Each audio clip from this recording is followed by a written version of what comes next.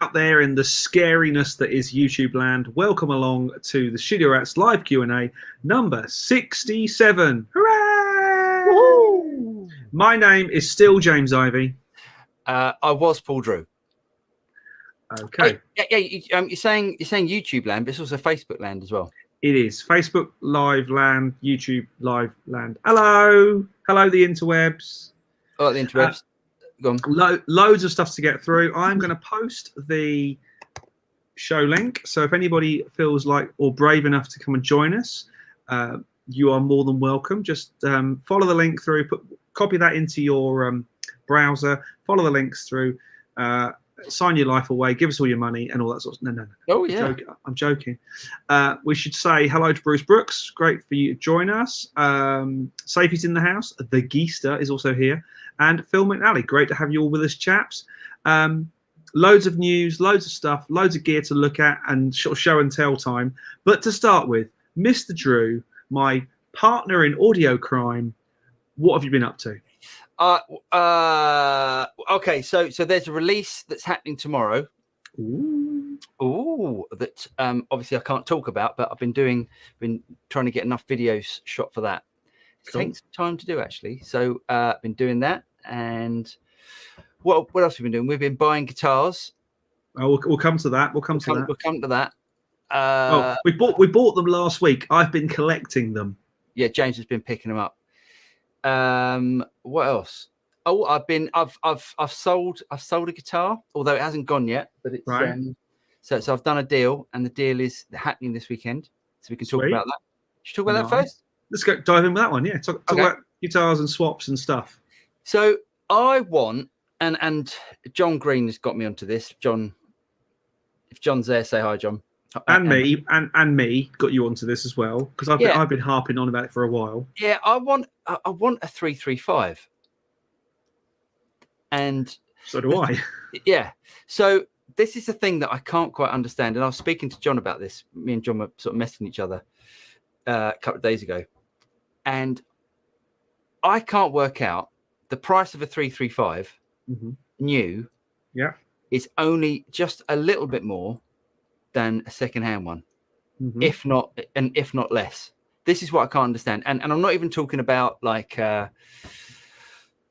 like vintage stuff or even stuff that's of a certain age. Yeah, it's like there'll be one like you can go and buy a 335 from I could go down to Anderton's tomorrow and go and buy a 335. I think they start about 2-3 something like that. Yeah, around about $2,000, something like that. Can you find a second-hand 335 on eBay for less than $2,000? No. And then even ones with head brakes, with like neck brakes, are still over $2,000. Yeah.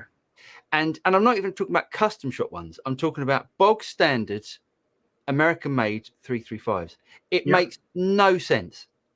And every other guitar, like if you go and buy a Strat, you can go and buy a Strat off of Anderton's tomorrow. Go and pick it up, put it on eBay. You can knock off a decent amount of money. Yeah. Forecourt tax and all that sort of stuff. I honestly don't understand. So if anyone can fill me in on why, if you buy a 335, you can stick it on eBay for more money. Craziness. And John was telling me, it's like standard sort of Gibson stuff. There's good ones and there's bad ones. Well, it's all to do with the fire, isn't it? Because on a semi, timber easy. There might be kids watching. Hardly. Larry North in the house. Evening, Larry. Also, Stephen James and John Partridge have joined us. Great to have you with us. No, with a semi-acoustic, the wood is all important. Now, Gibson back in the early 80s had that huge timber fire, didn't they? They lost a load of their really beautiful seasoned stock.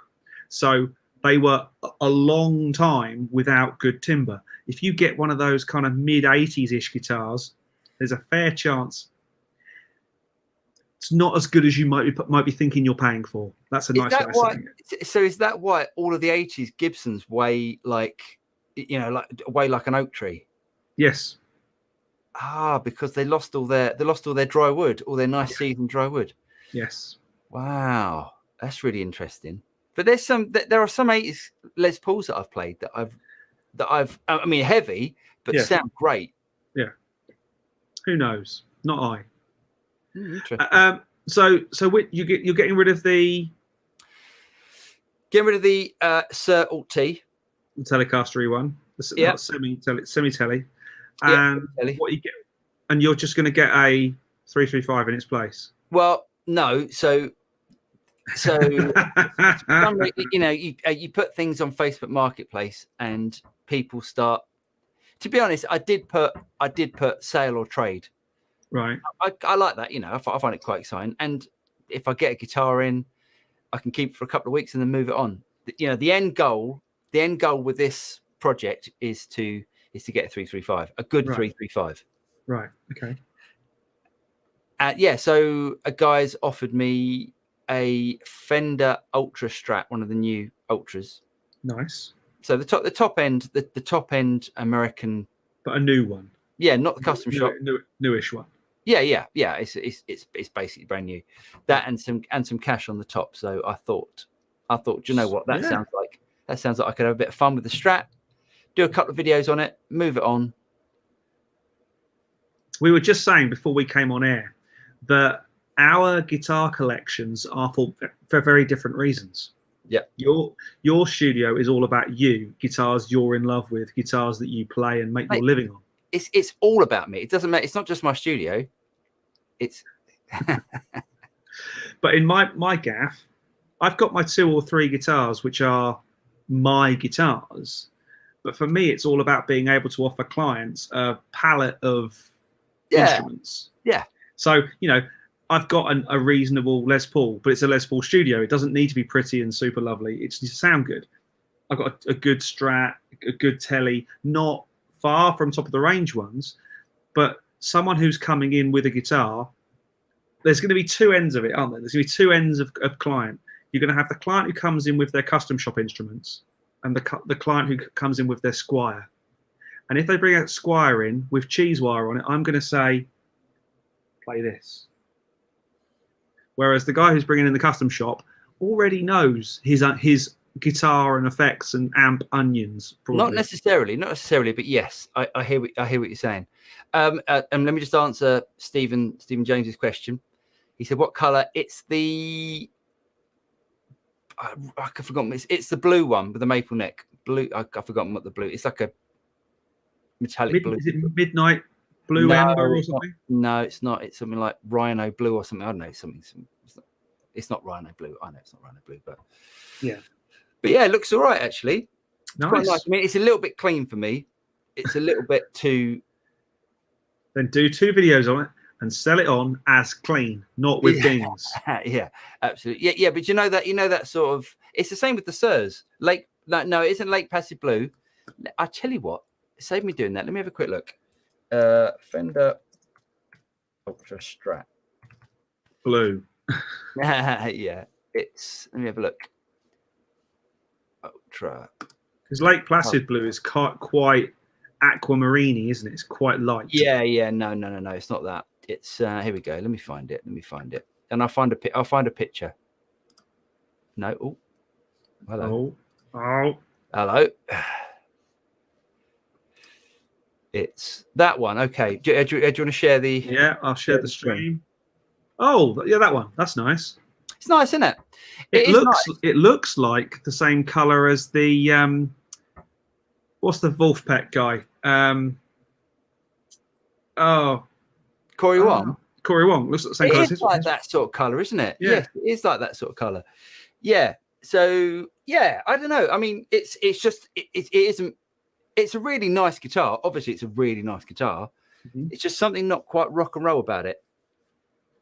Do you know what I mean? It's a little bit too.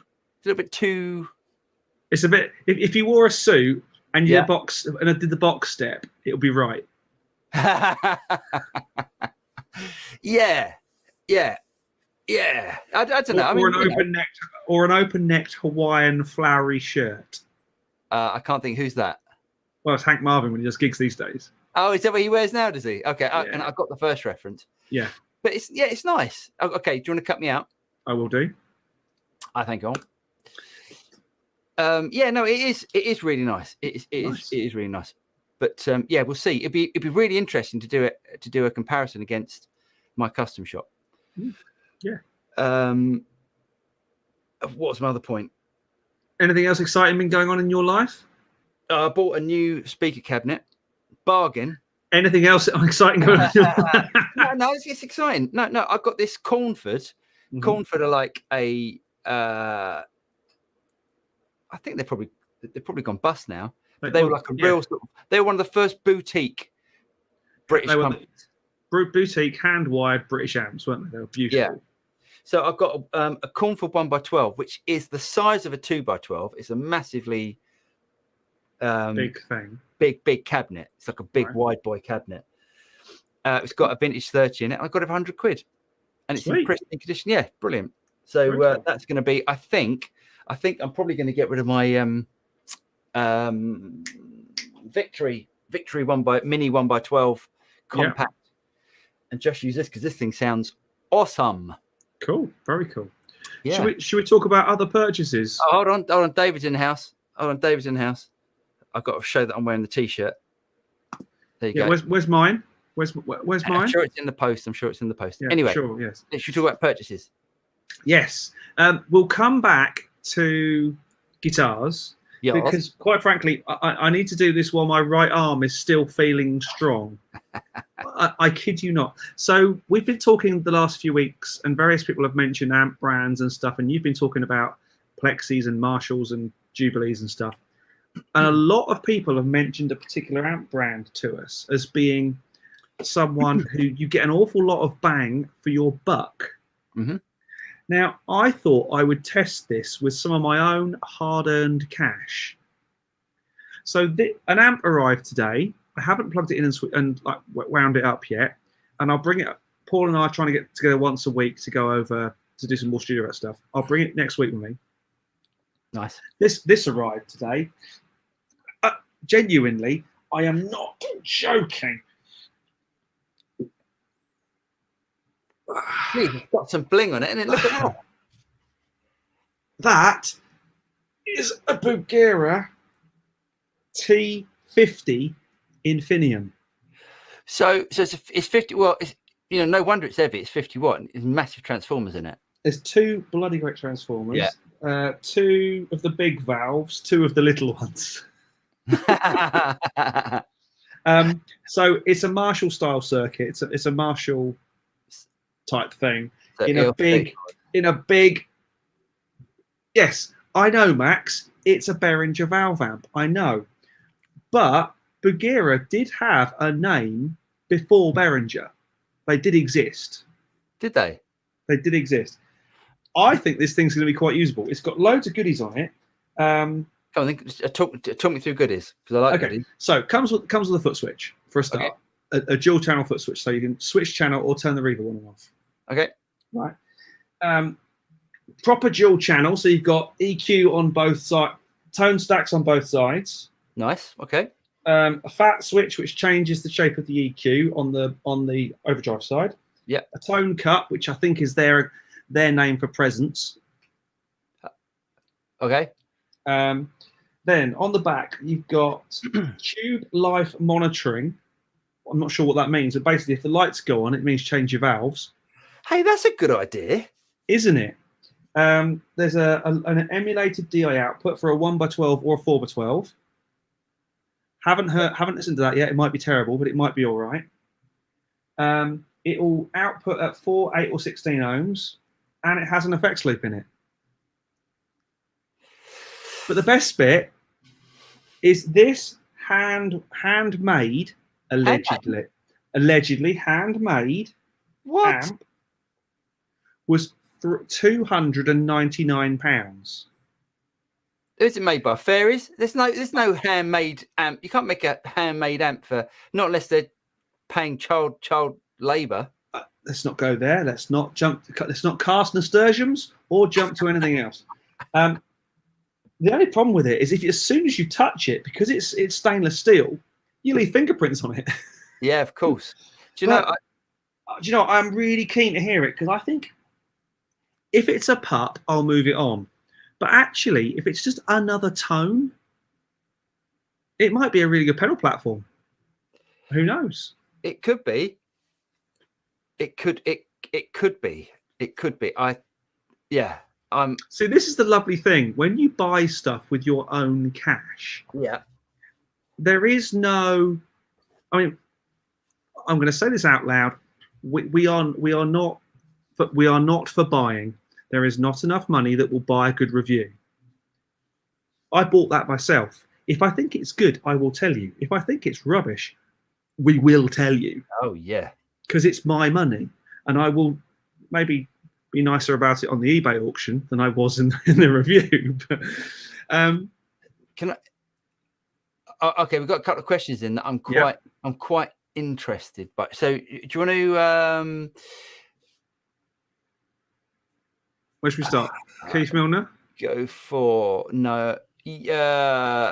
Yes. Okay. Go from Keith. Yeah. Okay. All right. He says he has a Bugera G5 Infinity. Is that the same one? Or is no, the 5-watt one? I think that the G5 Infinity, I'm guessing is a smaller one or a bigger one. I'm not sure. Okay, so it's probably the 5-watt one. Yours is what, G50? Yeah, T50. I'm confused. Okay. Into a Harley Benton 1x12 cab with a Celestion Vintage 30 speaker in budget and sounds pretty good. Awesome. Has it got reverb on it? Yeah, has. This one has. Digital. It must be a digital reverb. Probably, yeah. Okay. Awesome. Aristotle's Ducas have to have diodes for distortion. Otherwise, you have only one 12AX7 for preamp and one 12AX7 for phase inverter. So the diodes are doing distortion. That's really interesting. I'd really love to find out a lot more about this sort of stuff, because that's really interesting. I'd be interested to find out how many valves give me 2 secs, because I'd like to know. I don't think those Marshalls have got that many in them. Have you got yours to hand? No. Well, yes, but it's on the bottom of an amp stack. Okay, let me have a look. I mean, I guess it's different. It must be different for different. I can't see. I cannot see. I'd have to hold on. Give me 2 seconds. I think it's different for different amps, because depending on the circuit, because some it must be different. Oh, come on. Let's have a look. Oh, come on. There we go. How many? 1, 2. Oh, no. Yeah. Okay. So it's got 3 12AX7s. Yeah. ECC83 type things. Okay. This has got, hang on, this has got. Interesting. This has got 4 12AX7s in the front end. It's got 4. It's got 4 12AX7s and 2 of the big ECC83s, whatever they are. 34s. EL34s. Yeah, EL34s. ECC. EL33s are the same as 12AX7s. Yes. All right. It's got 4 valves in the front and 2 big ones at the back. Awesome. So which suggests then that you've got 2 valves per stage, but per channel. Oh my God. I guess it all depends on the. It could all depend on. Oh my God. Yeah. So they could all. Let's not go down the technical route, because we can't. We're not good enough. But if it sounds any good, I'm keeping it. If it sounds like a bag of spanners, it can go back. Or it can I've got, before we start answering other questions and have a look at other questions. So you talk about all your guitars about being, because James is opening his studio fairly soon. Yeah. And you want to have, a bit of flavor for everything. Mm-hmm. So you've got a nice Marshall. You've got a couple of nice Marshall amps. You've got like a boutique, the Chandler. You've got the high gainy type one, which you can do with the synergy type stuff. Do all that stuff. When are you going to buy a Fender amp? That's what you should be spending. You should just go and buy yourself a Princeton. I missed out on the Princeton in the auction, if I'm totally honest. That's what I should have done. There's another auction on the 18th of December, just before Christmas. So that might be a Christmas present to myself. What I really want is a twin. Oh no! Don't get a twin. It's pointless. It's pointless. You can't use that in the studio. Studio, because it doesn't drive. You can't do anything with it. I suppose you can't crank it. It's a studio amp. It's a live amp. It's a live amp. Princeton or a was it a Did the Reverb? They did a smaller one of those, didn't they? The Reverb, as far as I know, is the big one. Get a deluxe or something, just something that's what's the Steve Lukather amp? The studio Steve Lukather amp, and I know it had it was a champ. It was a champ, wasn't it? No, it wasn't a champ. No, it was deluxe. It was something fairly small, wasn't it? Like yeah, small. I mean, that's what you want in the studio. You want like a small. Yeah. Anyway, I'll see what there is. There must be something about. Yeah. Exciting stuff. Next one. Dave McQuinn says he sent the T-shirt on Thursday. Should be with you by now. Right. Cool. I'm sure it will be. Thanks, David. Yeah. I'll stick it in my T-shirt collection. Thank you. Tell James it didn't arrive. Larry says, "Is it PCB hand assembled? Such a fine line between hand wired and stupid." Yeah, it must be. There's no way that is a. It's hand wired. No, definitely not. It's PCB. It's probably just all hand put together. So it's, people just putting the knobs together. Yeah, no way. But it feels all right. It's got a good solid feel to it. And say if weight is anything to go by. Oh yeah, Beats headphones, mate. Yeah, nice one. I didn't say that. I wasn't going to go there. I told you that as well. Did you? Yeah. Oh, okay. John Partridge. I'm always worried about cheap amps for reliability when playing live. I couldn't agree more. What was the first thing you said to me? Don't leave it on when you're out of the room. It'll burn your house down. Keith says, yes, digital reverb, but not a bad one. Interesting. Well, I mean, Bad Cat used digital reverbs. Cowbell Studios, those Harley Benton cabs were a bargain, cheaper than buying a V30 speaker on its own. That's crazy, isn't it? I've still got that 2x12 Yamaha cab. Have you? Yeah. I didn't sell mine because I thought I need a new studio. That could be quite a nice pairing for this thing. Because it was quite dark sounding, wasn't it? Yeah, I didn't like the sound of it. But it might be great, do you know what it needed? It needed opening up in the back. It didn't sound right. It sounded too tight. Anyway. Lee says Blackstar HT is Diode Distortion. They only have one 12x7 in the pre. Interesting. Do you know, I had an HT for a while. That's interesting. I didn't get on with that. Max Hodges, Bugera was incorporated in 2000, and yes, Aristotle is right. What did Aristotle say? About the preamps and stuff. Interesting. Yes, I really need to get my knowledge up on like amp topologies and stuff. Yes, because I think it's really interesting. Bruce says Spark 40 came out with an update which added some new amps and an EQ, but on sale for $249 USD, free shipping, and threw in a free travel bag. So ordered one for laughs and giggles. Nice one. Yeah, I mean it's a lot of fun. I use mine way more than I thought, but I use it for an outdoor speaker. It sounds really good as a music player. I had a friend over the weekend, and we plugged a guitar into it and played along outside. It was great. And the two families thought we were absolutely insane. That's a good look. Aristotle said Marshalls have 3 or more, but Silver Jubilee has diodes too. That's interesting. I wonder if that's the clipping stage when you pull out the it's called pull rhythm clip. It's the knob you pull. It's basically the input knob. Don't like it. No? Cool. Don't like it. No. Just like driving the valve. 4 times 12x7 implies pucker valve distortion. Yeah. For again, people, £299. I could have got it for £287, but I'd have had to pay £12 shipping. Right. Whereas this way, from Anderton's, it arrived the next day with no shipping for no shipping fee. Yeah, Anderton's are good at that, aren't they? Yeah. They do a good job. Keith says at Lee Abraham, yes, the G5 is a similar circuit to the HT5. One ECC83 and one 12BH7.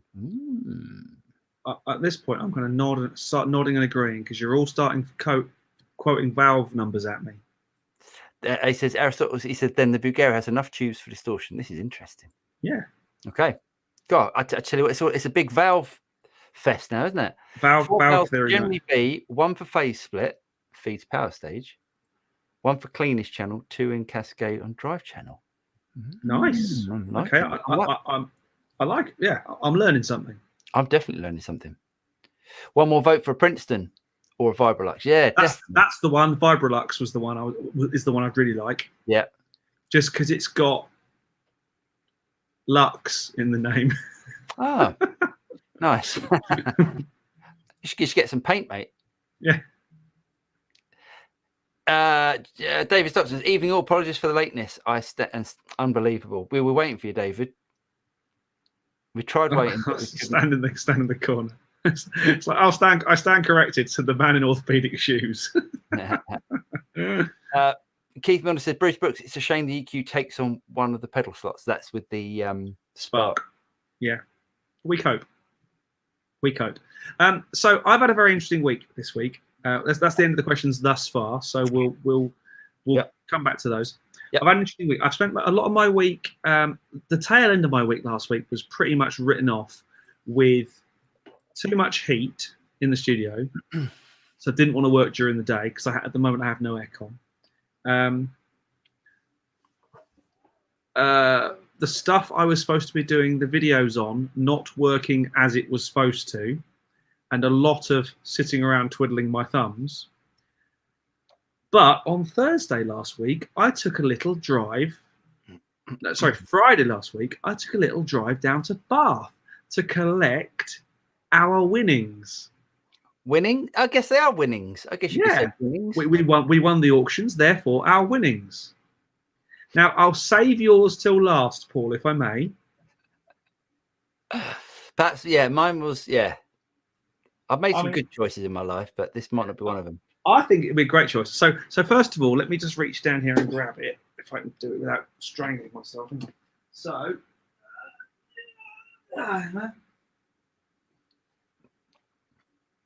nice. 35 quid. Yeah, I mean, that's what I bought mine for, to be honest. Okay. Yeah, but great. Is it, have you checked the pedal? I have. It's absolutely mint. It's perfect. Yeah, it's great. Great. So you've turned it on and the pedal doesn't go because it's got one of the worst.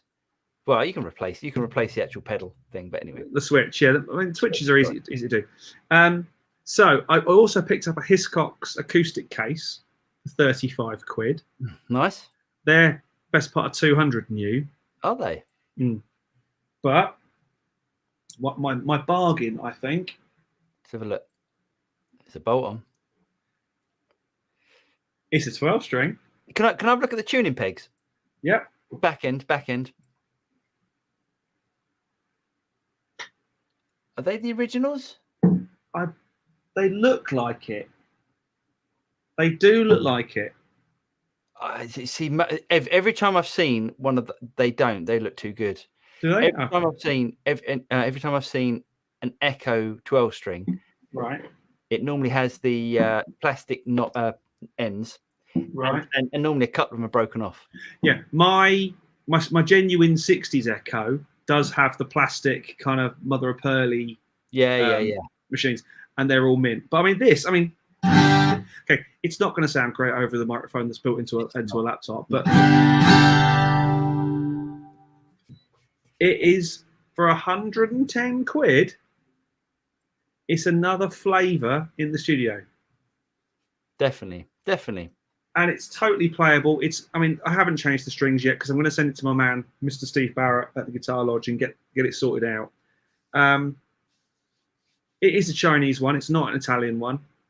But say for 110 quid, I can't really complain too much. Great. So we're playing Wanted Dead or Alive all day long. Or lots of Eagles tracks. But my real bargain was this bad boy. Would you say that's a bargain? It's nice. It is nice. It's mint. I can't find a ding on it. Right. So I'm not letting you anywhere near it. Fender Jaguar. It's awesome. It's not. So it's a Japanese one, yeah? Japanese Fender Jaguar. Nice. Really nice. And it's early 80s, apparently. So it's an older one. It's bloody heavy. I tell you what, that might be a bit of a bargain then. How much did you pay for that in the end? 680 in the end. Plus tax and Plus all that. But when you think it's 26.5%, of which 20% of that is VAT, which I can claim back. Wow, that's But a bargain then. What's the most famous piece of music ever recorded on one of these? Go on.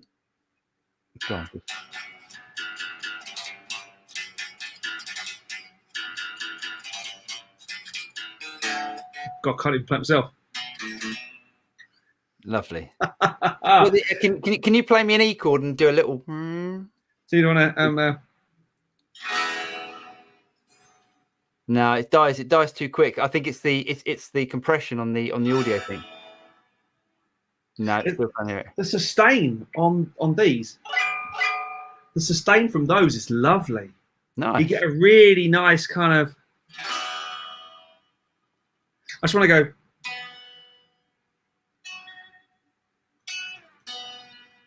wrong guitar. But yeah, I know, but it's an absolute beauty. Yeah, that's nice. I do think actually, I think that is a bargain. I think you got that for a really good price. Yeah, really, really lovely guitar. Now, my partner in crime, Mr. Drew. Yeah, come and show us. Clearly got a bit trigger happy. Should I explain it? Should I explain what happened? Please do. I haven't seen it yet because James picked it up. But basically, I saw. I think I explained last week. I saw it and I went, "Oh, that would look nice in the living room." Go on then. Go on. Right. So this we think is it's a 1962 Hofner. Oh, look at that headstock. Look at that headstock, though. But you know what? That's awesome. It is a really lovely sounding thing. The pickups are weird as you like, but they sound amazing. They're not the original They're definitely not the original pickups. Definitely not. They're Hammer pickups. Hammer? Yeah. Not Hamer. Maybe Hamer, yeah. Oh, there's two M's, yeah. Hamer pickups. Hamer? Yeah. Wow. Right. Isn't it? Oh, well, they might be worth something. It sounds amazing plugged in. There is a little bit of work that needs doing around the back end. And a little bit of work that needs sorting out around the neck joint. Right. Where someone's clearly had the Brummer out to fill it in and not done a great job. But actually, it's got a truss rod, so you can... Yeehaw! It might be an antique to stick in the room. No, you have... I think you have to get this back to a workable state. I really do. Yeah, it might be nice. I think it's a nice project, even if it takes me years to do. I do think it would be nice to. So next time you go down and see your guy, the man Steve, I'll take. Yeah. I mean, it's the shallow. Yeah, they're replaced. Machines are definitely replaced. Oh yeah, they've been. The holes give it away mainly. But I think this is a great guitar. I mean, it sounds amazing. Well, I could leave it as it is and just use it as a slide. No, I think it's worth. And what'd you pay for it? $250 plus the commission? Less than that. I think it worked out about $270 including the commission. That's a steal. Well, it's an antique. It's an antique. I'm not sure it's a steal, but it's an antique. But I think it's going to be one of those money pits. I love the way the varnish is all cracked and it's all gone. Oh, has it? Has it got all the patina stuff? It's lovely. Oh, yes. Oh, that's awesome then. Oh, that's made me happy. It's beautiful. They are weird pickups, aren't they? I tell you what would look nice on that, because they've been, the pickups don't suit the guitar. No. I mean, to be honest, to put a couple of humbuckers on it is a bit weird, but maybe some Soap bar P90s would look good on there. Yeah, soap bar P90s or pickup covers like a Gibson sort of style PAF. I will say, yeah, this has definitely been played. I mean, I've seen folded paper with more ridges than the frets. Really, they are very, very worn. But hey, it's a 1960s guitar. I put some big jumbo frets on that, sort it right out. I bet it'd be great. It'd be great. Scallop the neck nicely, you know. Got a little monkey grip in it for Steve Vai.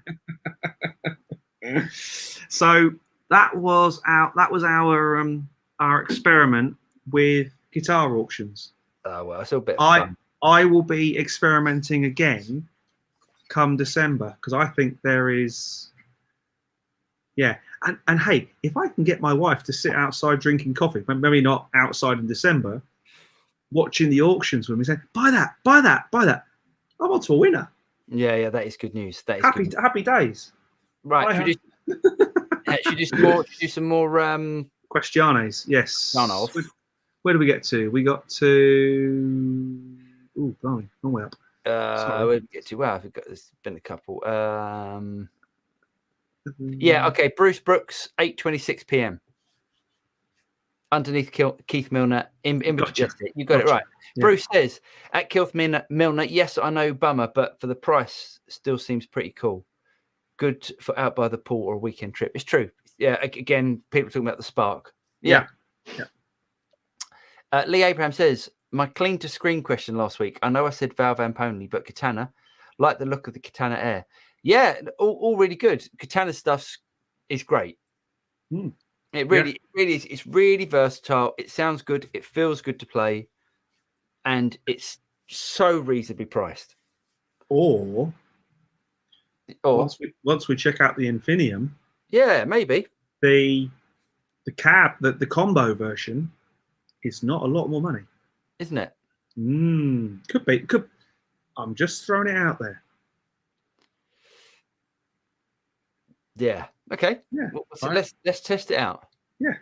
Keith says, Bruce Brooks. Oh yeah, definitely. Although I have a Yami THR-10 too, and generally prefer that for that sort of thing. Yeah. The that little Yamaha gets a lot of good reviews actually. Yeah. Keith Miller also says I have a metal muff. I got it for peanuts. Metal muff, awesome. Sounds so wrong. Yeah. Bruce says, why does the chat seem to keep reposting my first two comments, or am I the only one seeing them? You are the only one seeing them, Bruce. Yeah, not guilty. Don't worry. It's not us. We're not doing it. It's nothing to do with me. Jason Wade says, Lukather used a deluxe reverb modified by Rivera. Yes, he did. That's an amp I'd like, a Rivera. Yeah, well, that'll do your Fender stuff. Yeah, there was one in the auction as well, and I went, that's going to go really high. But there was 2 or 3 amps that I missed because I was out. Right. On those auction days, there was a Nomad. Yeah. Mr. Boogie Nomad went for 350 quid. That's 150 less than it should be. Yeah. There was a couple of Boogies. However, what was really interesting was when I got there, they were busy, obviously, getting rid of a lot of stock from the last auctions. And I was watching some more stuff go in. So there's 2 matching all white Marshall A and B cabs with plexis on top in the next auction in white. White plexis? Yeah. Oh, it'd been recovered. Been definitely recovered. Nice. Looked really good. 2 cabs. That sounds good, doesn't it? I do love a plexi. Yes. Anywho, Bruce says at Keith Milner, yeah, but I like to jam along. I like the jam along feature. I'll probably order an external battery pack on Amazon. Yeah, great shout. Awesomes. Keith says he couldn't get on with the Spark. Just prefer playing backing tracks, YouTube videos, and jamming with those, which you can do with any amp Bluetooth. Yep, that is true. All true. Nirvana, yeah. For your my Jaguar, yeah. I've got one more string than he used though. Are those prices including the auction house fees? James's wasn't. Mine was. Yeah, mine were not, because basically the auction fees are 26.5%. Yeah. Of which 20% of that is VAT. So they don't make a great deal for doing it, but you know, if they do it in bulk, like 1,000 odd lots, they do very nicely. Yeah, definitely. Do they? Is it only the buyers that pay a fee, or is there a? So there's seller's commission as well. Is there? Yeah. Wow, they're going to make some money, aren't they? Yes. Especially on the two things that really surprised me. You wouldn't. We didn't talk about this on Wednesday, but one of the things that I was watching on the second day of the auction was amps, pedals, and high tech. And the lot that particularly interested me was a Neve BCM 10 Mark II 10 channel. The Neve, yeah. The Neve BCM 10 Mark II. Nice. Which, if you buy it new, is a 60 grand console for 10 channels. Right. Yeah. It went for 24,500 quid. That's a hell of. If you're in the market for that thing, sure. Yeah, but I mean, a service on those things does cost a fair wage as well.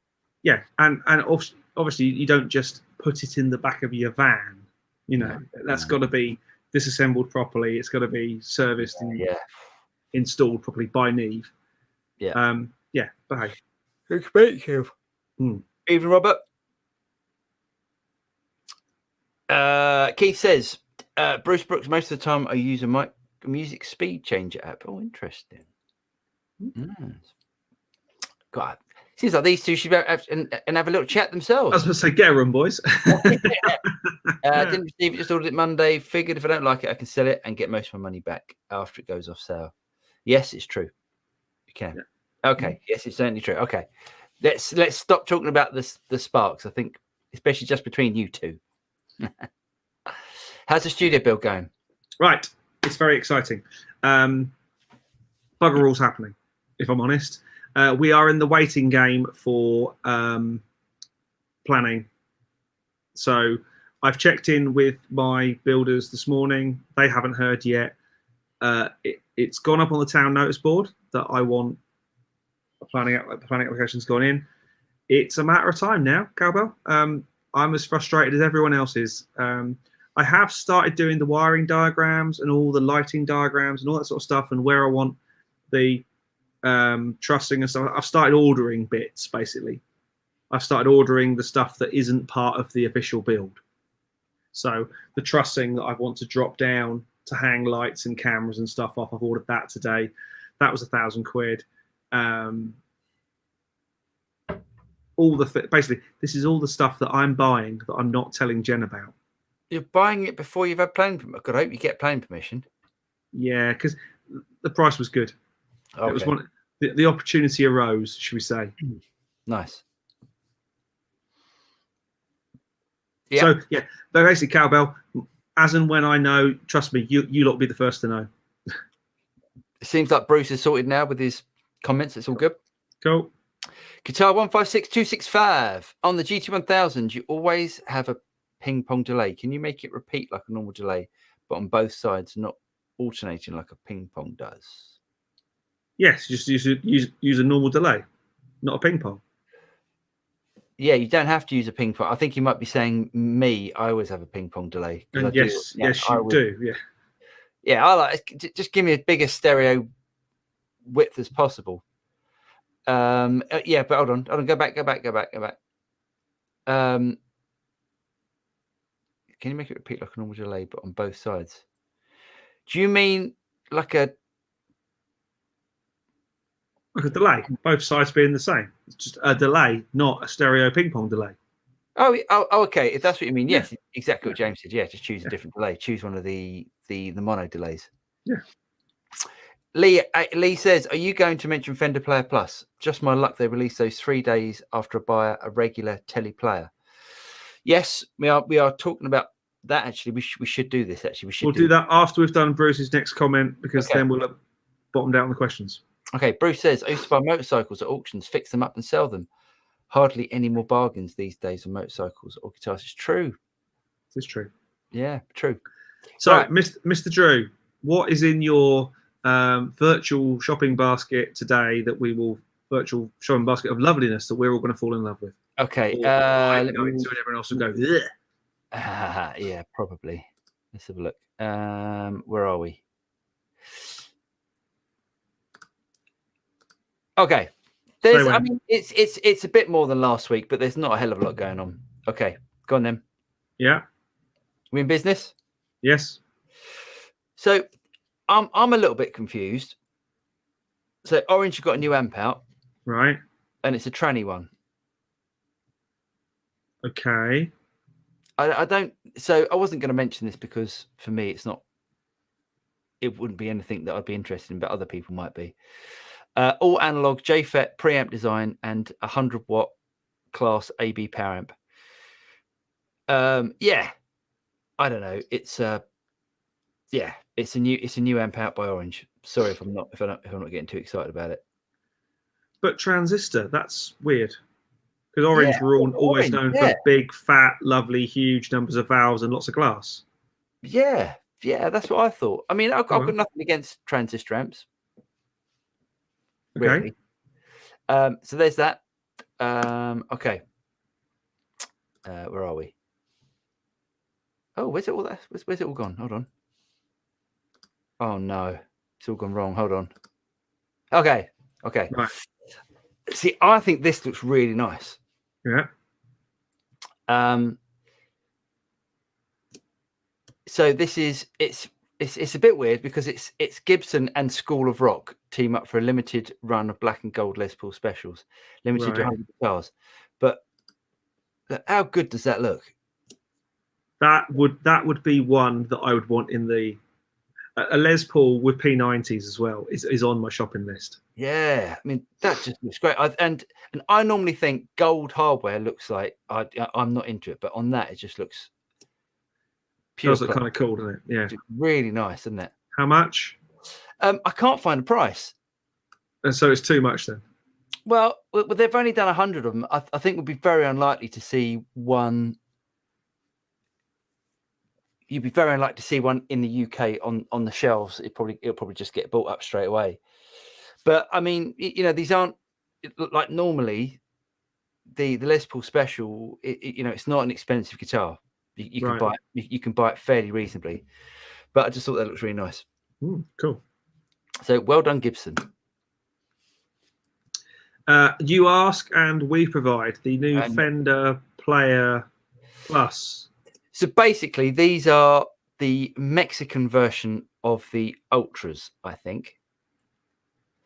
So basically, the top end Mexican. Actually, let me expand this. Yeah, the top end of the Mexican range. I think they look great. Yeah, they do, and they're US dollars. They're basically about $1,000 or $950. I don't like that color. I don't like that color. I like that color. Not sure.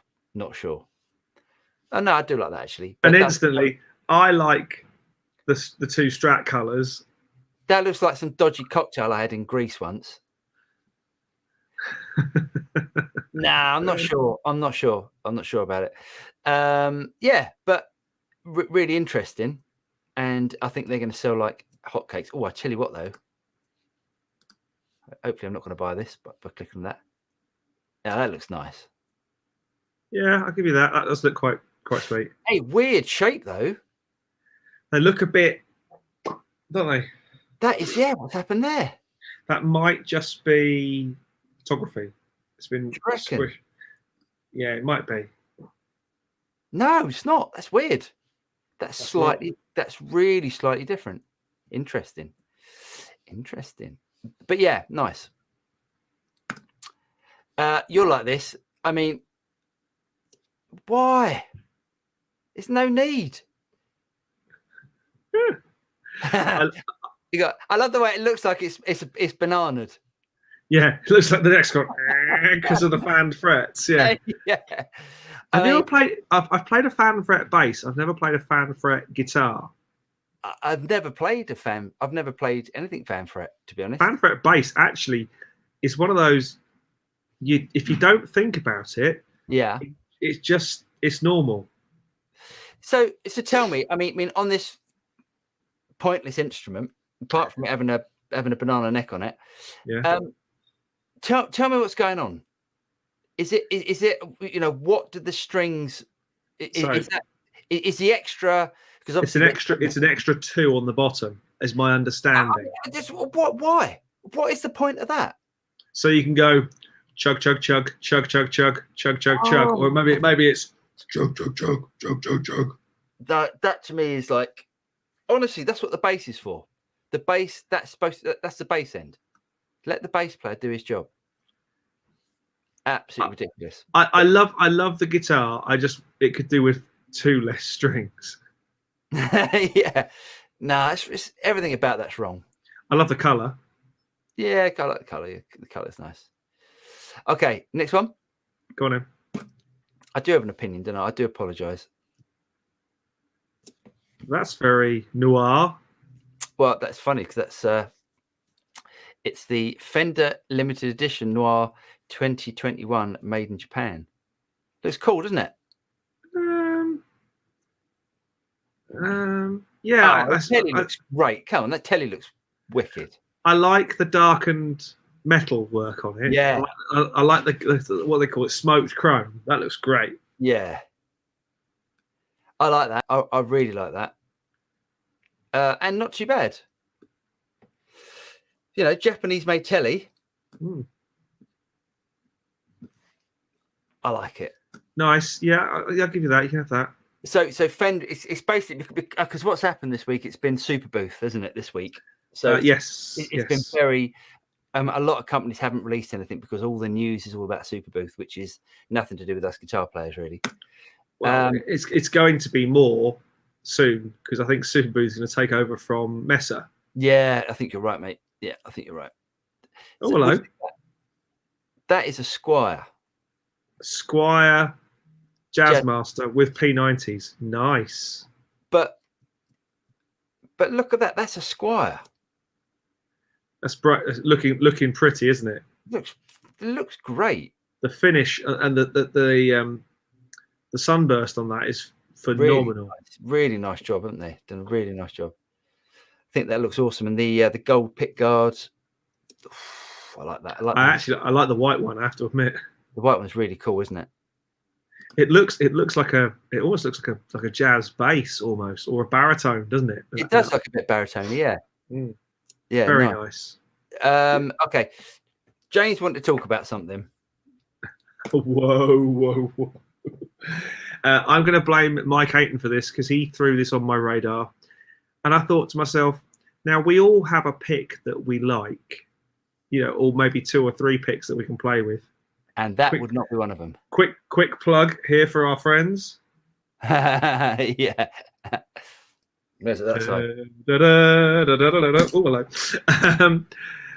Yeah. We're not going to play any because we're not. What is going on? Just go and have a listen to the audio examples. Yeah, guys, if you're gonna put audio examples on your site, make sure the people can play. Yeah, I mean, let's not be mean. Let's not be mean about anything.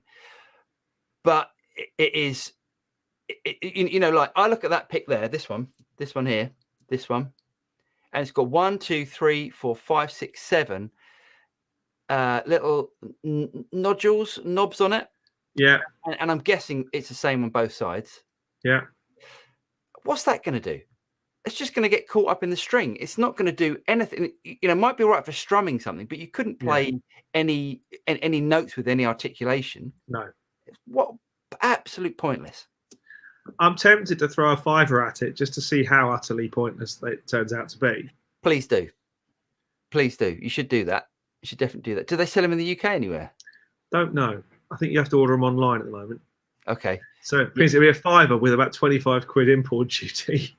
Do you remember those? Do you remember those shark fins? Yes. Yeah. Again, did absolutely pointless. Absolutely pointless. But because you never use the fin end, you always use the normal plectrum end. Absolutely. Yeah. I've got probably. Okay. In fact, I've got 4 plectrums in front of me of slight different variations, but if I'm totally honest, they're all what I'd call a delta shape. I'm sorry, I can't see anything you're. Oh, yeah, they're all what I'd call a delta shape, a Gibson medium. I've got my Highland Plectrum Company, ting, I've got various trade show ones, basically in various thicknesses. Yeah. Nothing that I've paid for, God. But yeah, just weird. Yeah. Wrong on so many levels. And lastly, because I don't think it got enough love. Wazza! So now I don't understand why it didn't get any love, because I think this thing's brilliant. And we did a video on it, and the video didn't do that well. There's been no videos really on the internet of even people just trying them out, or even Boss sort of promoting them. I'm really surprised, but really good. Really good on them. I have, yeah, they sounded great. I have a theory though that I think it was one of those things that people assume headphones are headphones. Yeah. And all that you actually need to do is just say in the app, I'm a bass player, I'm a guitarist.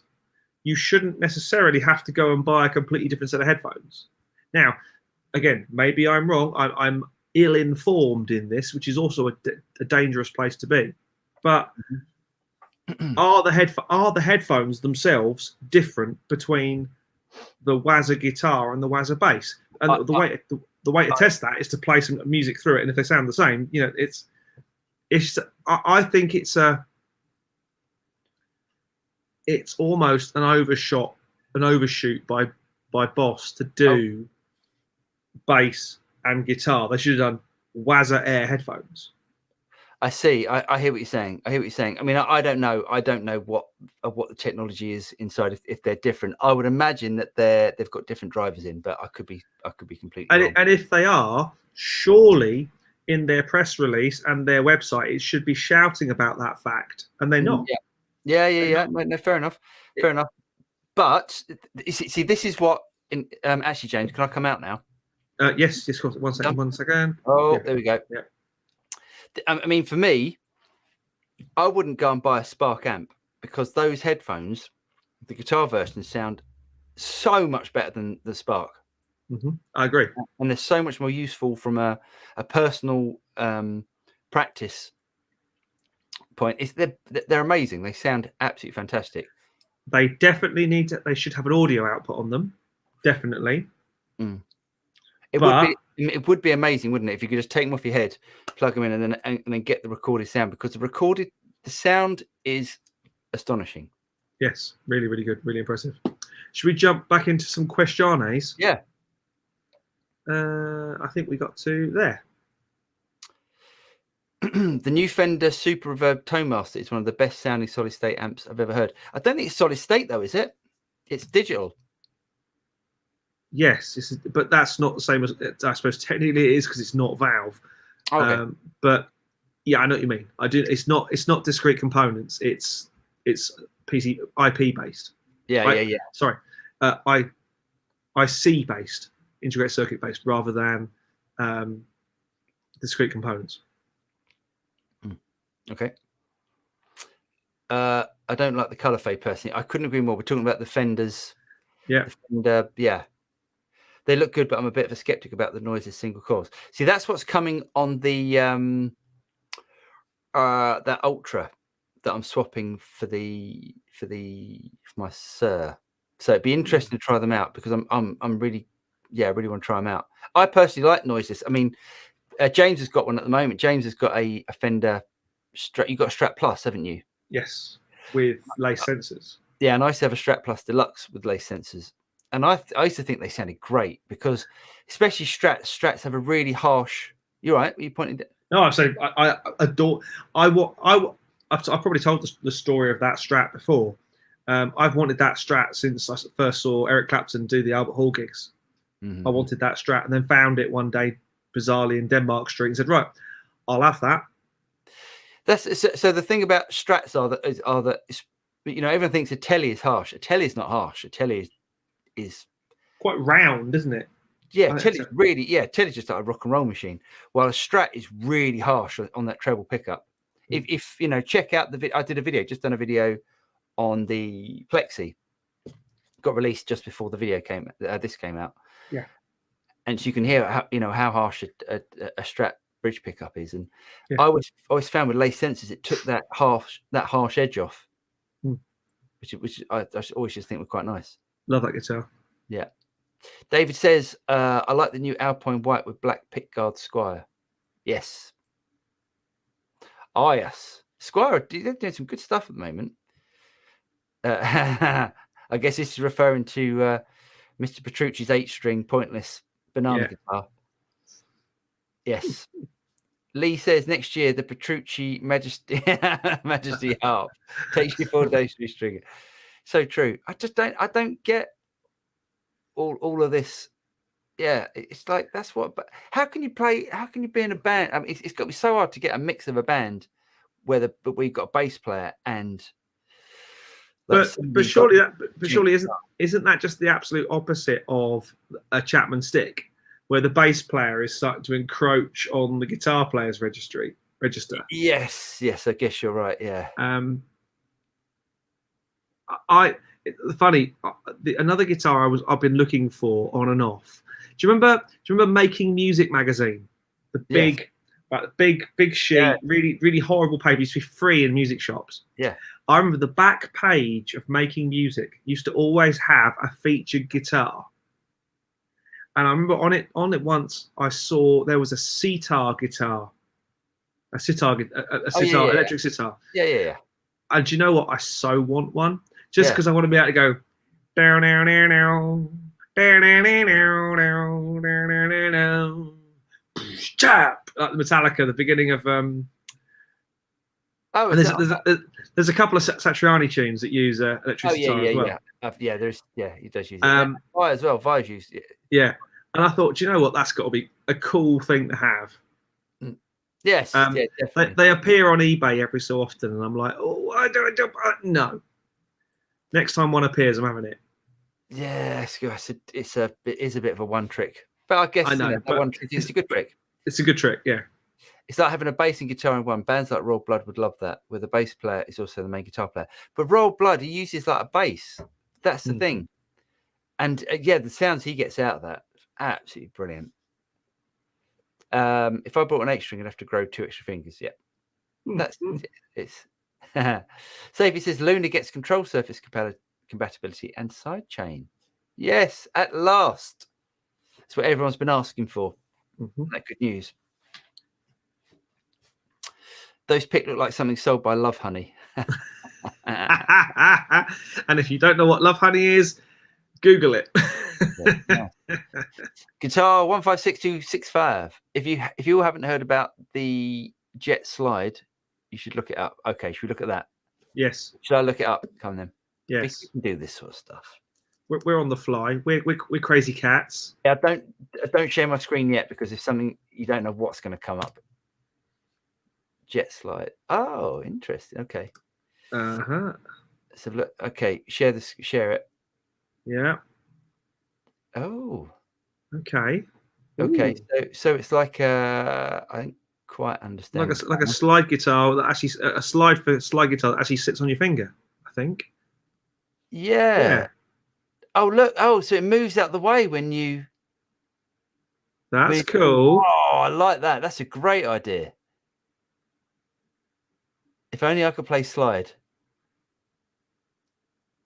Oh, that's cool. That's cool. I like that. That is cool. Okay. Yeah. Thanks for that tip. We like that. Okay. Do you want to cut me off, James? Yeah. You're well and truly cut off. Yeah. I wouldn't mind getting my hands on one of them. Love Honey? Yeah. Love Honey. love Honey. Jason Wade, older custom handmade picks from Hawk Picks in the UK. Oh.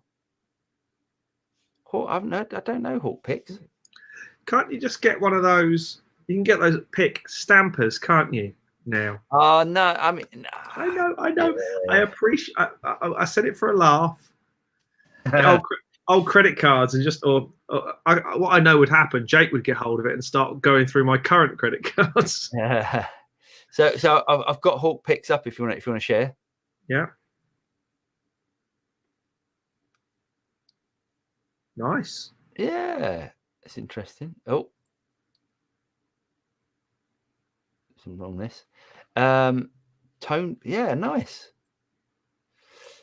I wonder what the difference is. price. Yeah. Well, let's have a look. So let's go. So what would I order? I'd probably order. I like a bit of a point, but that's too small. That one. Let's have a look.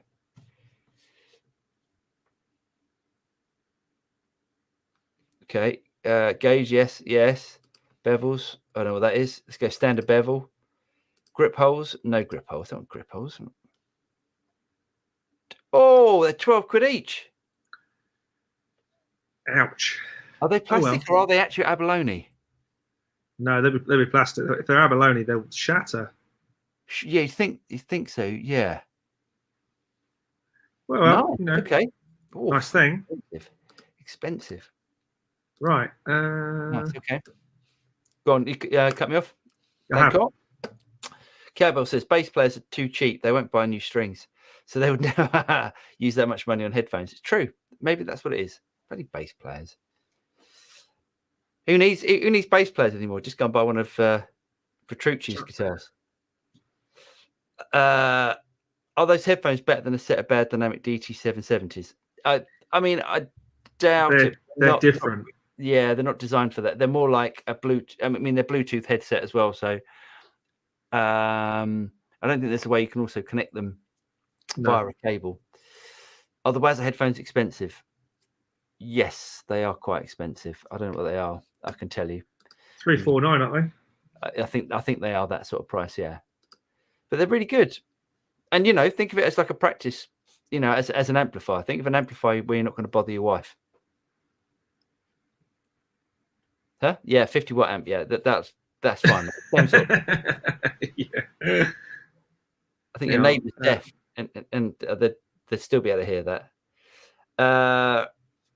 Raphael says they also double as a spark used. Yeah, they are. Not sure what I mean by that. Okay.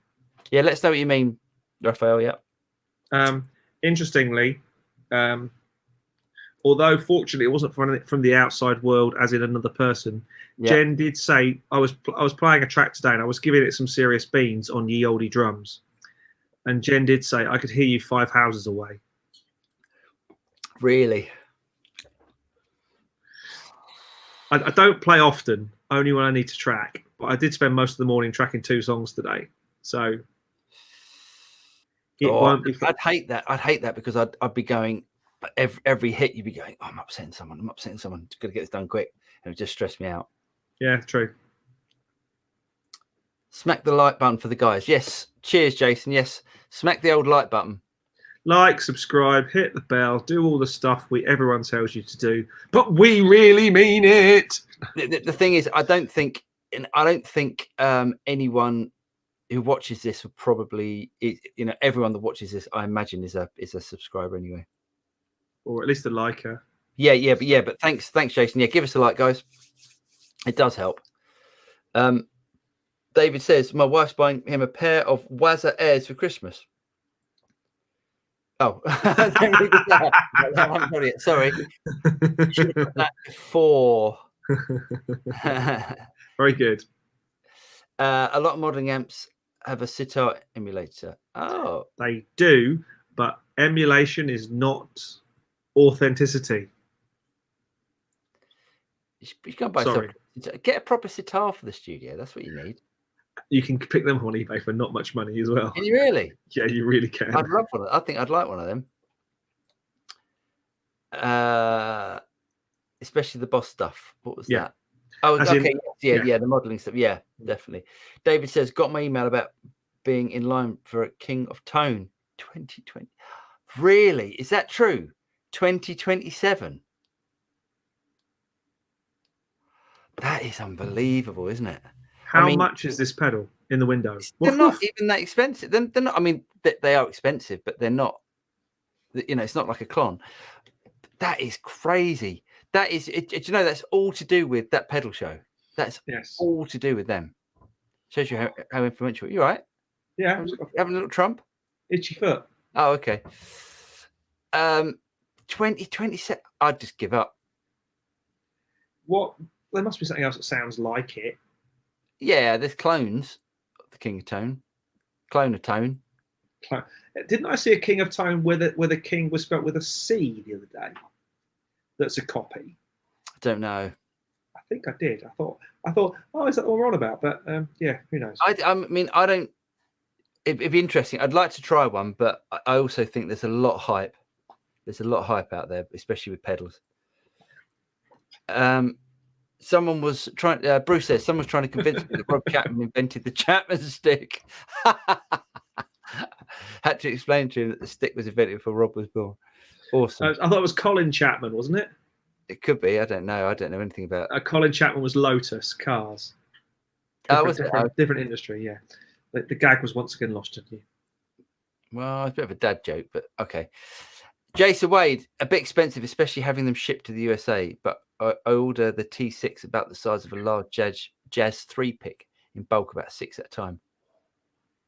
You wouldn't want to lose one of them, would you? You wouldn't want to lose them at a gig, would you? No. Do you know much about Gibson Tradbucker pickups? Apparently, they only put them in a limited edition traditional Pro Les Pauls. They sound awesome, but Gibson doesn't sell them as a replacement option. Interesting. Never heard of them. They sound interesting, though. Do you know what I saw today while gazing at Reverb? Right, okay. So on my PRS studio, that one there, the bridge pickup is something called a 5815 LT. Yeah. And you can't buy them as you can't buy them. You can't buy them. Only get them in guitars. Someone's selling a pair. Yeah. For nearly 700 quid. That's quite a lot of dough. That's quite a lot of dough, isn't it? For a pickup. It's ridiculous. That's a lot. I mean, they do sound great. You're right. I've got an itch. Yeah. Itchy fur. Nice. Sorry. Okay, Nick. Where are we? Yeah. No, sorry, SD. No. Don't know anything. Never heard about Tradbuckers. I tell you, who would know is John Green. He'd know all about them. Okay. Cowboy Studios. I've been waiting on the list for a King of Tone for 3 years. Maybe half a year left. Got on the list for fun, though no stress. Oh yeah, I wonder if people do that. I wonder if actually instead of waiting until 2027, loads of people would just go on there because it doesn't cost you to go on there and just.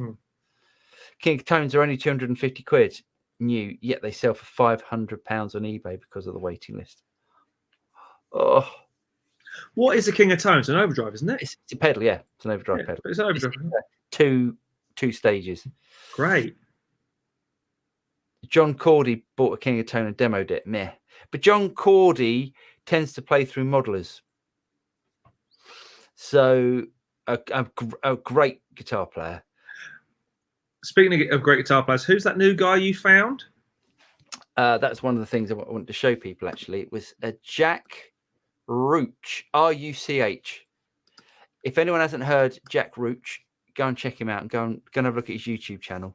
Amazing player. I went, this is like Larry Carlton brought up to date. It's just proper class, isn't it? It's proper class. Yeah, and yeah, go and check him out. Not yet. We're still doing the show.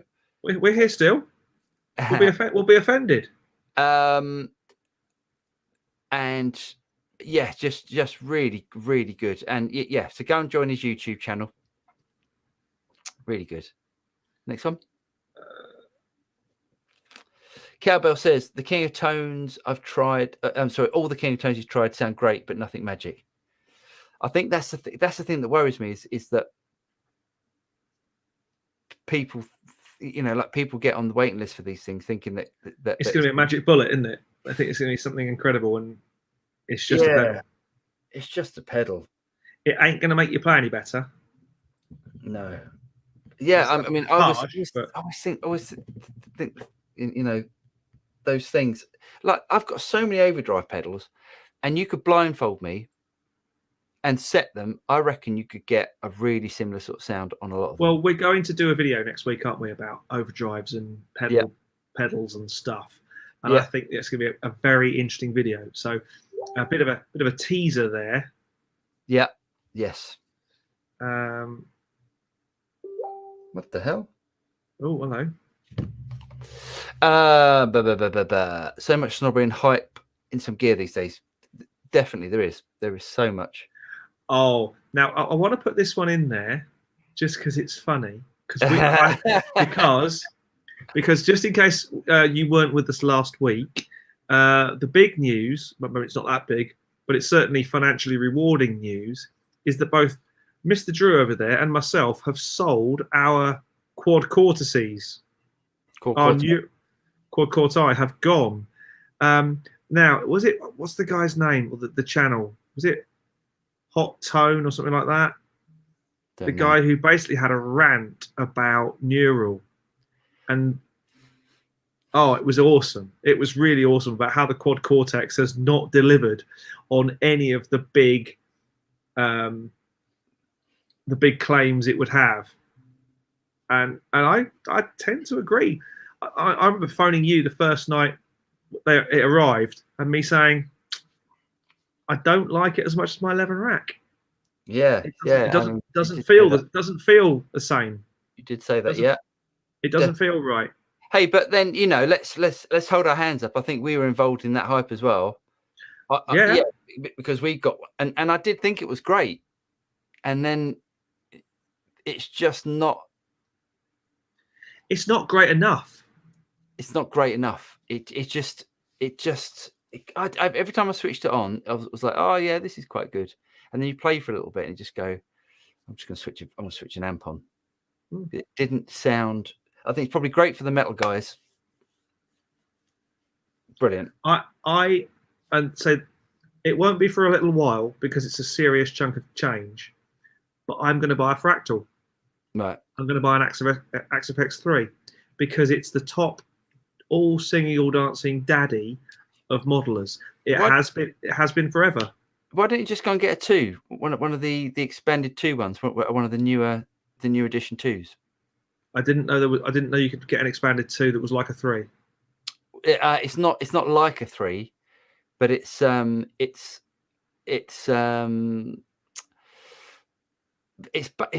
basically the same sort of technology. It's basically the same thing. If I'm going to do it, if I'm going to fork up my own cash, I'm going to get the most modern, super duper up to date thing. If that means I have to spend $2,500 out, that's what I have to do. Yeah, but it ain't going to be for a little while. You can get a 2 for about $1,000. So anyway, it's just anyway, I'm tempted. I'm tempted, but it'll be a little while yet because it will. Look what's happened. Thank you, Keith. Thank you, Keith. What a gentleman for Cosmopolitan with an umbrella. That sounds delightful. Awesome. Thank you so much, sir. Thank you very much indeed. Very kind. Very kind. Check out the CKK Electronic Scream Honey. Those are even more hyped. Never heard of these. Wow. There's so much hype because they're cool, aren't they? Pedals are just great. Pedals are really back, aren't they? They're because it's that pedal show. I've done it. It's just, everyone loves pedals. Everyone loves pedals. What's not to love? Absolutely. Jason said, Paul, I have a small request. If or when you have time, they let you play in the opening of the videos. Can you teach a lesson on that? Of course. I love that. The opening of the videos, which is it? I got a request, which sort of, I was in a bit of a down mood. Did you see it? Did you see that? Learn another fucking lick, basically. Something like that. And I was like, I was a bit offended. Initially, I was a bit offended. But the thing is, okay, there's a couple of things. There's a couple of things, and I wasn't going to bring this up, but maybe I should. I've got this condition, which basically I get brain fog. Okay, so it's all to do with like my liver and stuff. It's not anything bad, but it's just. No, I know it's bad. Anyway, it's all been proven by the doctors and stuff. So basically what happens is that I end up just like my brain just like goes, I can't, and I do that. And James has seen me do videos. James has seen me. I just end up going, and you should see the amount of edits that I have to do in a video. It's that's not just your videos. That's everybody's videos. But yeah, Paul, I know, but I'm especially bad. So what I tend to do in my videos, I'm not, I don't want any sympathy for this, but what I tend to do in my videos is because I'm not showing I'm not showing. If I'm doing a video on a piece of gear, I'm not showing guitar technique. I'm just trying to get across how this thing sounds. And for then someone to say, learn a new riff, you always play that riff. Just go, it's not about the riff, it's about the piece of gear, or it's about the information that I'm giving you. So don't. And anyway, I just told him that I'm just gonna do him a video where I'm just playing it all day long.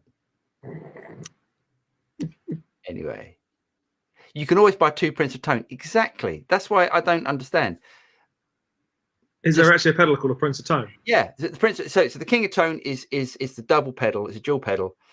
The Prince of Tone is 2 single pedals. Okay. Cool. Sorry, it's one pedal. It's one side of it. Yeah. Have we reached terminal velocity with modeling? I think so. To be honest, it must. Well, we must no, because they haven't, because we can't get the latency down. Get the latency down, then yes, we have. I think it's more than about. Yes, I don't think it's about. I think it's more than about latency, though. I don't think nothing really has changed since the Kemper, which is, I don't know how old the Kemper is now. The Neural DSP, the Neural DSP set to me sounded better than the Kemper.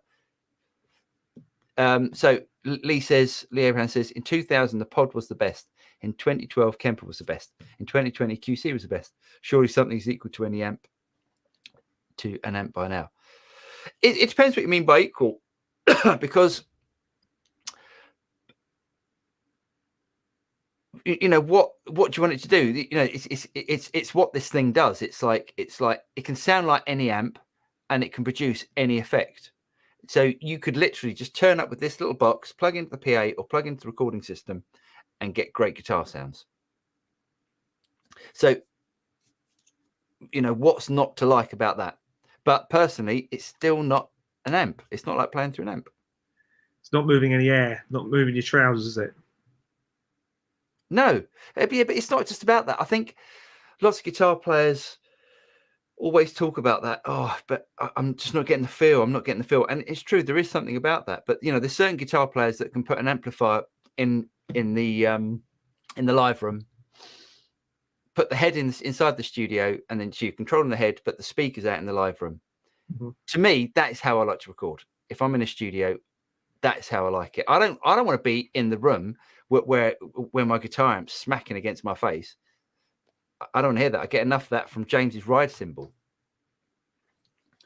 So, yeah, I mean, personally, I like the sound of a well mic'd up guitar amp coming through, you know, studio monitors. But that's just what I'm used to, maybe. Electronic Scream Honey sound like something you buy from.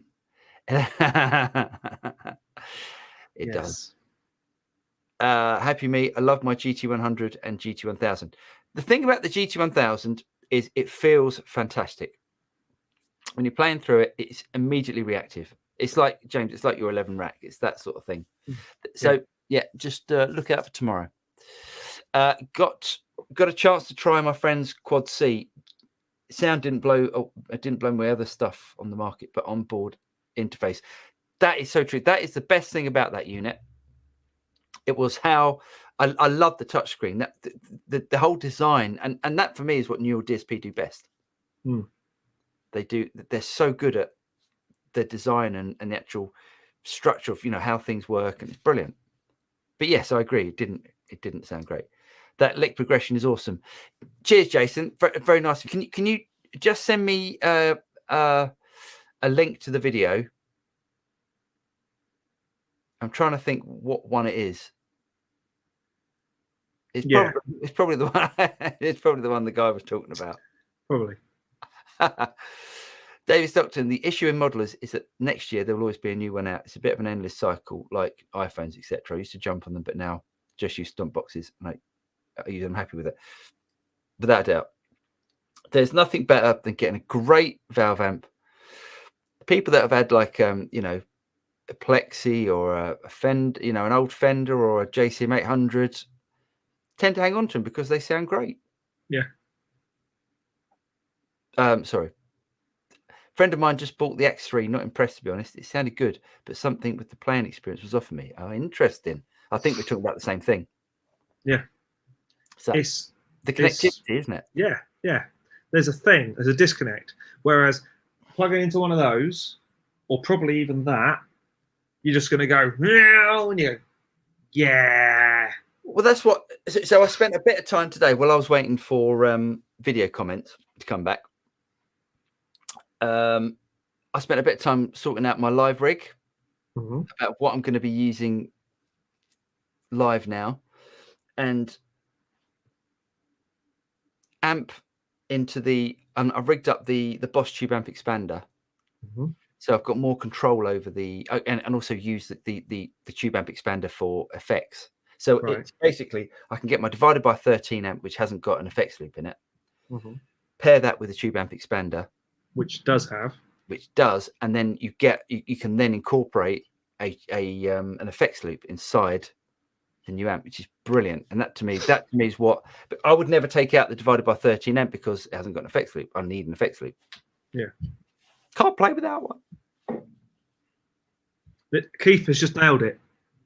We need a modeler with Boss response and neural interface, without a doubt. That's a brilliant idea. It would be really good, because I mean, I love Boss stuff, but I think Boss do get quite a lot of stick because it's quite complicated the way that the Boss stuff works. Boss and Roland stuff, Roland synths and keyboards have always been a bit of a faff to navigate.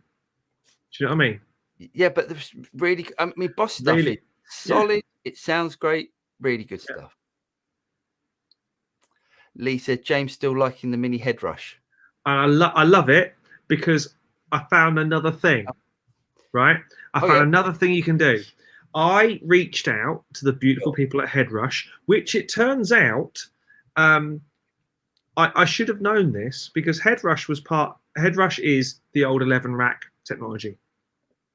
When Avid sold M Audio to In Music, who are based down in Aldershot, not a million miles from you, Headrush is still owned by In Music.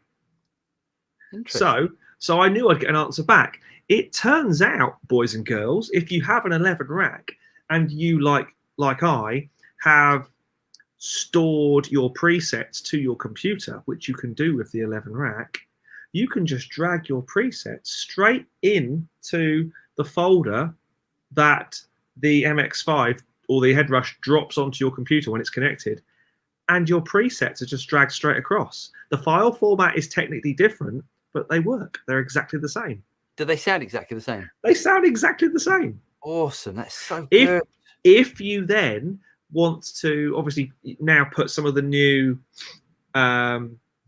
arrangement features, as in the pedal arrangement and stuff like that, obviously they don't go back because the 11 rack doesn't have all of it doesn't have an IR loader, for example, which obviously this maybe does. It's awesome. I was like, it has just, I won't say it's put that thing into retirement, because there is something about having a rack unit that's nice and neat in the studio and not lying all over the floor. But it's awesome. I'm shooting some video over the next couple of days, more videos on this thing, because it's so good, and I want to show exactly how good it is. It's amazing. Yeah, that's really impressive. I like that. Hang on, sorry, wrong one. Paul, what email do we use to contact you guys? You can get in contact with me at paul@thestudiorats.net. So just it's the same as the website address, but paul@thestudiorats.net. Happy me. This is great, guys. I hope you do more of these live chats. We do them every Wednesday night, 8 p.m. I forgot today to do the invitation, the posting early, but yeah, every Wednesday, 8 p.m. BST or GMT. We're currently in BST, British Summer Time. Yeah, every week. So join us if you can. Happy me. We'd love to have you with us. Nice to have happy people. Yeah. SD said, just heard an interview with Alex Lifeson where he said he uses a fractal. Never realized that. It's unbelievable how many bands do use fractal, either as a whole unit or just mostly for effects. Mostly as the effects section, because they use their.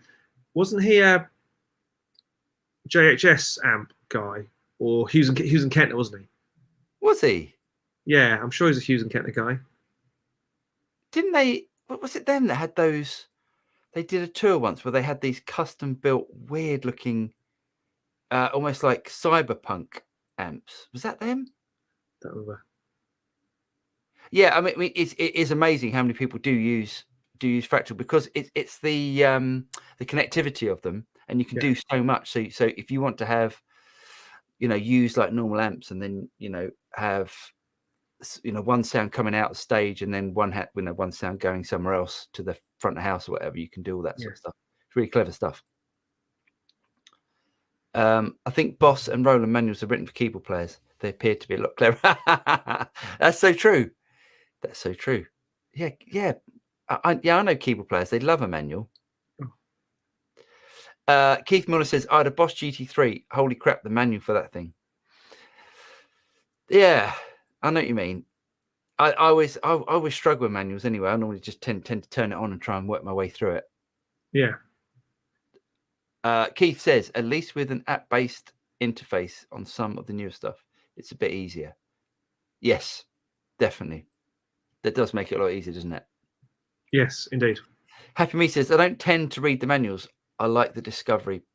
Plus, there's loads of videos you can watch. Yeah, that's so true. Yeah, YouTube is the new manual, isn't it? Yes, very much so. And normally, if the company are anything like smart, they've done them. They've done them first. Yeah. They might not have done them. How can I say this delicately? They might not have done a terribly good job on them, but at least factually, they're accurate. So, yeah. I was right. Oh, awesome. I was right. Which means at this point, we're going to end tonight's show on me being right, because it doesn't happen very often. So. We're ending now, are we? Well, all right. Well, we've got some more coming in. But no, I've got nothing to do. Unless you've got a promise, unless you want to promise or something. I'm roasting. That's mainly it. Oh, are you? Okay. I'm fairly warm. Lee Abraham says the biggest surprise I had was when Phil Collins used a Blackstar ID. What? Really?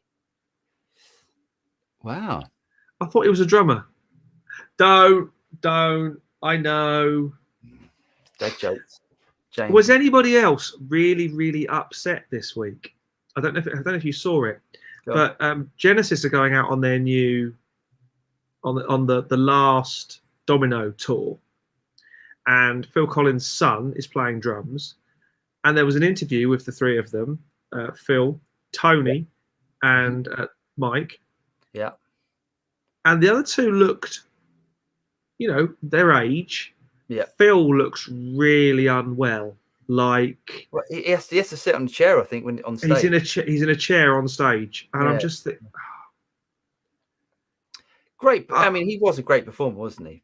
An amazing performer, and I know there's half of me that says I would love to go and see them, to have said I've seen to be able to say I've seen Genesis, but I don't want to, because I think that would spoil it for me. Yeah, it would. Do you know what I mean? It makes me sound horrible that if you can't do the job, you shouldn't do it. And I know they're going to sell out, and tickets are going to be astronomical. I just think, no, I'd rather remember Genesis on stage at Nebworth, where they were amazing. I hear what you're saying. I mean, I don't know. Yes, it won't be the same experience. I think you're probably right there. Yeah. Anyway, before I sound like a complete... Danny T says, James, can you share your 11 rap presets? Thanks. Yes, I can. How can I share them? How can I do that? I could put them on the... It's a folder. So I could put them on the website, but it takes so long to do. It's only a folder, one folder. Yes, I know. I just don't understand. What's that web design? We just had a new website. We did it in Squarespace, not Squarespace. We did it in WordPress. WordPress, that's it. WordPress scares me still. It's so complicated. Yes. It's so complicated. Yes. I can see what I can do. Sent an email with a link to the video. Cheers all. Thanks so much, Paul. Oh, yeah, great. All right. Cheers, Jason. Nice one. I'll check it out and let you know. Tone overdrive. Actually, that'd be funny, actually. If it is the same riff, it'd be funny for that guy that left that insult. Tone overdrive. I used to enjoy a big manual or bedtime reading and good value too. They skimp now on the old paper and forced to read it on screen. That's true. I did enjoy that. You know, when you get like a new piece of gear and you've been saving up for it for ages, and you get the manual and then you just go to bed with it. And yeah. £220 a ticket. Yeah. It's like trying to take the four of us to go and see Frozen. It's that sort of money. Oh, I got to take Genesis in October. Oh, really looking for. Well, I think it would be his last tour, wouldn't it? Well, it is. They've said it's the tour. We're putting it to bed. That'll be it. Right. Oh, well, that's great. You know, I mean, he wants to do his last. Good on him. I read his book because he used to live just down the road. His book's interesting. Another one of your wealthy neighbours. Well, it's not an actual neighbour, but it's around here is where all the old rock stars live. So that's just what it is. It's just. But it's funny. And you, another old one. Yeah, try and hang on their coattails. But yeah, it's amazing, like how many people live or have just moved from the village. Like, you know, Eric Clapton, Ringo Starr, Dave Stewart. Oh, do you know who's just moved in? Who? Who's the big hard nut actor? Vinnie Jones? No, young Hardy. Tom Hardy. Tom Hardy. Tom Hardy's just moved in. Yeah. So not actually, to my house, obviously. So you could be getting mistaken for him in the village. I think he's a bit bigger than I am, mate. Okay, where are we? Alex Lifeson using Kettner modeling amp for the first amp first, and then okay. So the Hughes and Kettner modeling amp was invented by Thomas Blug. Right. Ah, interesting. And then started to use the Triumph Mark II, and then they made an Alex Lifeson version of it. Okay, so it's a what do they call it? Endorsement deal. Yeah. Excellent. Nice one. I reckon Phil has Alzheimer's. Oh, I think you could be right. Oh, bless him. I'm seeing Hackett in October. I think I'll enjoy that more. Oh, someone else that lives in the village. Who's the old drummer from? Well, the current drummer on that tour is my teacher, Craig Blundell. No. Sorry, I'm sorry. I'm doing a whole selling Cranley thing again. Drummer from used to be the drummer in the Who. After Keith Moon, and was also in the Faces. Well, Zach Starkey is the Who's drummer now, isn't he? No, not now. He was in the Who after. Who's famous? After Keith Moon died, they got him in. I can't remember his name. Famous drummer. It's in the Faces as well, I think. Anyway, who knows? Drummers. Who cares about drummers? Clearly. Sorry. Bill Collins' son has been filling in for years. He's an amazing drummer, good teacher. He's a good, really good drummer. Very good drummer. Yeah. Really good drummer. He should be as well with his, you know. You'd hope. Yeah. Lee Abraham, to me, he looks like he's had a stroke. Oh, maybe. He doesn't look well. He really doesn't. Bless him. Had to look at the name of the Hughes and Kettner modeling amp. It was the Zentera. It was really good, but expensive and came 3 years too late. That'd be interesting to get hold of. Put them in Dropbox.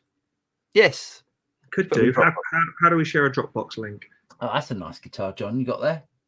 Liking that. Very nice. That's from 24. Is it? It's nice. I like that. We'll work it out, and we'll work out a way of sharing them because they're not huge. Yeah. Oh no, tiny little things. Yeah. Happy me. Good night, chaps. I'm up at 6 a.m. as I teach. See you next week. Sleep well. Good night, happy me. Sleep well. Keith Milner, Lee Abraham could be. I love the way we're trying to diagnose Phil Collins from a distance. Yeah. James, could you use Google Drive to share his preset? Sorry, James, could you use Google Drive to share his presets if you wanted? He can allow one-time permission to whomever to grab them. That's a good idea. Good idea. Kenny Jones, thank you. Right. Thank you. Right. Definitely on that. Yes. Kenny Jones. Everyone says Kenny Jones. Thank you. I love the way that Jerry G has put Kenny Jones because I nearly read that as Kenny G. I don't think I'd be so excited about Kenny G living.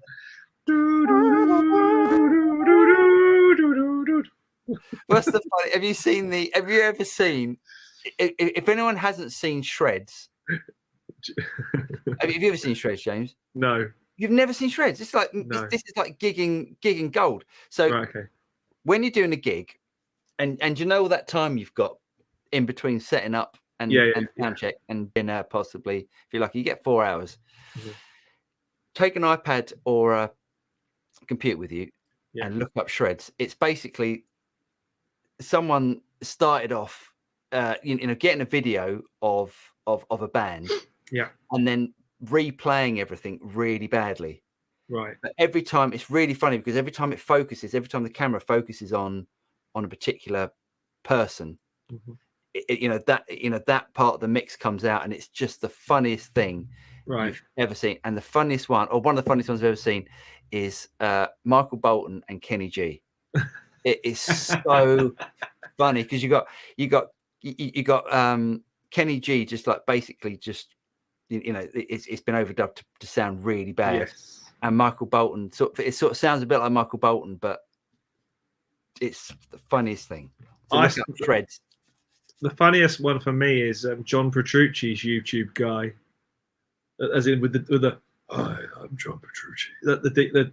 And then there was a great Mickey take of the G3 sound check with Steve Vai and Joe Satriani. So funny. All over. It's probably the same thing. Very, very funny. Yeah. John says, no, go back. You missed Bruce. Oh, sorry. Bruce says, unfortunately, Phil's health teaches us that all the money in the world can't buy you. That is so true. Amen. Very, very true. Amen. Look after yourselves. My guitar is a Dylan PRS clone. Ah, that's cool, isn't it? Look at that. Lovely. The Malmsteen Shreds is go. Oh, I bet that's awesome. I haven't seen that one. That's me. That's what I'm doing. That's what I'm doing after this. Yeah, okay. Let's call it a day then. Yeah. Well, really hope you enjoyed tonight, boys and girls. Thanks for joining us. More of the same next week. Actually, more. We won't give it away just yet until it's confirmed, unless Paul's going to tell me it is confirmed. What? It clearly isn't because he'd be more excited. What? Potential for a is there a new guitar? No, potential for a guest. Oh no, next week. No, it's not happening next week. All right, it's not happening next week. All right, so not happening next week, but we'll be back with more of the same. Happy Guitar was quite happy about it. Happy Me, sorry, was quite pleased about it. We'll be back next week with more of the same, probably more new gear because hey, that's what credit cards are for, right? But in the meantime, everyone take care, stay safe, keep your masks on and all that sort of stuff. And we will see you same bat time, same bat channel next week. So, good night, everyone. Take care.